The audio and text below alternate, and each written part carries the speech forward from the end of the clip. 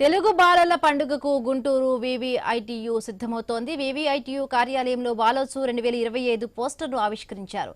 గుజ్జనగుండ్లలోని university కార్యాలయంలో university chancellor Vasireddy Vidyasagar పోస్టర్ను release చేశారు. నవంబర్ 7, 8, 9 తేదీలలో నంబూరులోని వివిఐటి విశ్వవిద్యాలయం ప్రాంగణంలో ఈ కార్యక్రమాలు జరగనున్నాయి.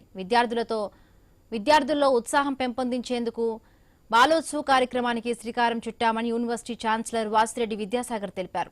విద్యార్థులందరూ కలిసికట్టుగా కార్యక్రమంలో పాల్గొనడం వల్ల ఒక పండుగ వాతావరణం ఉంటుందని చెప్పారు. ఆయన